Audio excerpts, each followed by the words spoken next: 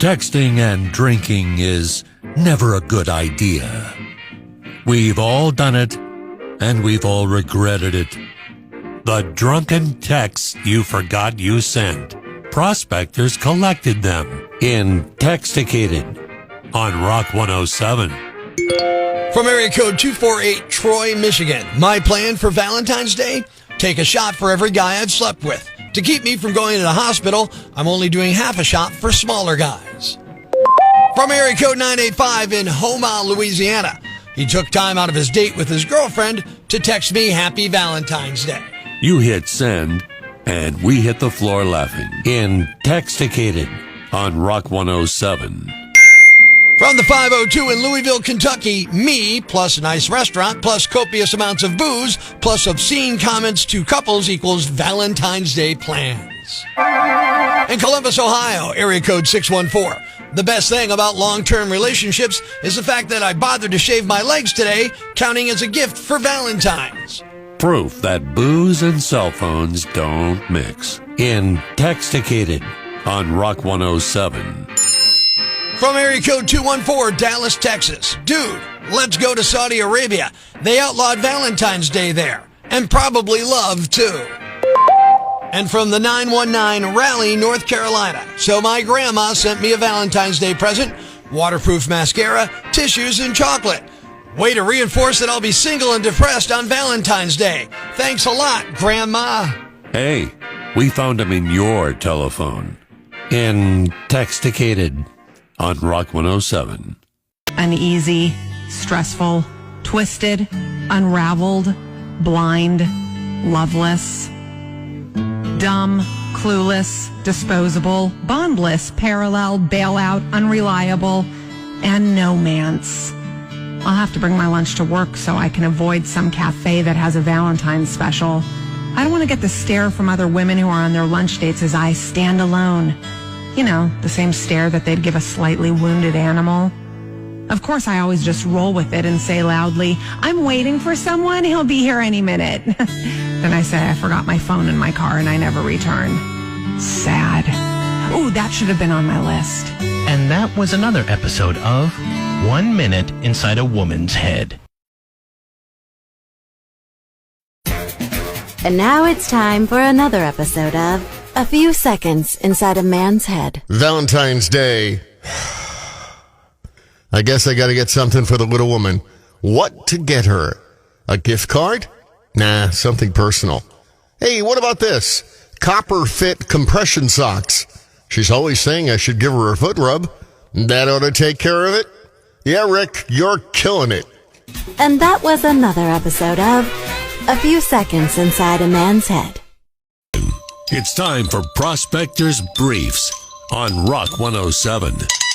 We're still dealing with a huge shortage of ADHD drugs. The problem is, every time someone tries to solve it, they get distracted by other stuff. Today is Valentine's Day. Some men send flowers to women at their jobs. I don't believe in that. You know, that women should have jobs. The CDC says you no longer have to isolate for 5 days if you test positive for COVID, unless you got it from Charlie Sheen, because in that case, who knows what else you picked up. It's 60 Minutes meets Gone in 60 Seconds. Tune in tomorrow for Prospector's Briefs on Rock 107. And one that stands out above the rest, I declare to be the winner of the internet. And it doesn't happen every day. I truly wait for something I think is outstanding. Well, today I found just such a thing. A woman from New Jersey posted a video of her niece because she's only 2 and already has a thick New Jersey accent. The whole video is her saying different words. You ready, Gia? Say chocolate. Chocolate. Say coffee. Coffee. Say water. Water. Say talk. Talk.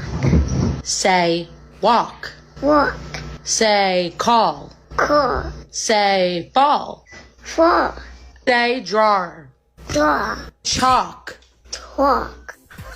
I find it cute as well as a lesson in how we learn to speak, because it's not like the ant doesn't have the Jersey accent either. You can see the whole video by going to rock107.com and clicking the winner of the internet, or facebook.com/Angry Prospector. It's there as well. There it is, your winner of the internet for this Wednesday, February 14th, 2024. This confluence forces you to choose. Good morning, I'm Rock 107's Prospector. Today is Valentine's Day, or as Fortnite players know it, Wednesday. But yeah, Valentine's Day is always February 14th. This year it's also Ash Wednesday, a Christian day marking the start of Lent. And that's got some people wondering, can you celebrate both? Well, the short answer is no. The more nuanced answer, I guess it depends on how serious you are about the traditions. A couple of people have asked me about it in regards to Burger Mania. So if you ask the folks at the Barrel for the Rock 107 Burger Mania burger any day this week, they will honor the price. And also, if you skip tonight, all's not lost, okay? Valentine's Day is a candy, heart, and chocolate-fueled secular celebration, usually involving date night out, romping around afterwards. It's intensely commercialized here in America. We know this. But traditionally, it's a feast for some Catholics and Christians to honor St. Valentine. But Ash Wednesday moves around, and no one chose for it to be on Valentine's Day. I mean, it's directly linked to Easter Sunday, which also moves around based on the first full moon after the March equinox. In case you're asking, Easter is March 31st this year. So Ash Wednesday is a solemn day for fasting and reflection that launches the Lenten season. And it's actually a required day of fasting and abstinence for Catholics. Catholic Bishop Richard Henning of Providence, Rhode Island, says it's not possible to celebrate both Ash Wednesday and Valentine's Day, and Ash Wednesday needs to be prioritized. Quote, "It's much higher value and deserves the full measure of our devotion. I ask with all respect that we maintain the unique importance of Ash Wednesday," end quote. What did you expect? You know, the bishop wasn't going to say, "Oh, sure, have fun with it. Exclude the conversation hearts from the fasting and maybe use melted chocolate to smudge a cross on your loved one's forehead." Come on. That's not going to happen. By the way, Valentine's Day and Ash Wednesday mashup has happened before. It actually occurred in 2018, which was a little extra silly because Easter fell on April Fool's Day, too. But before that, we hadn't seen those dates lined up since like 1945. It will happen again in 2029, but then that'll be the last time this century. So since today is both Valentine's Day and Ash Wednesday, just so we're clear, you don't get credit for your abstinence if you weren't going to get lucky anyway. Are called ottergrams. Thanks. We needed that. The brighter side of Prospector on Rock 107. Ladies and gentlemen, grab the kids, call your neighbors, and gather round the radio.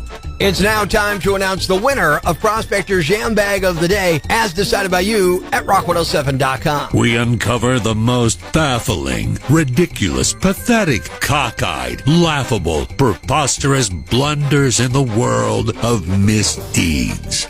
Nominee number 1. Hundreds of years ago, Methodists were named for their methodical way in which they carried out their Christian faith. It's got nothing to do with methamphetamine. Well, almost nothing, I guess, in this case. A 63-year-old Methodist pastor in Connecticut named Reverend Herbert Miller was arrested Friday after police found meth in the vehicle he was driving. He also had a suspended registration. According to state police, members of the community alerted them of a suspicious incident involving Reverend Miller.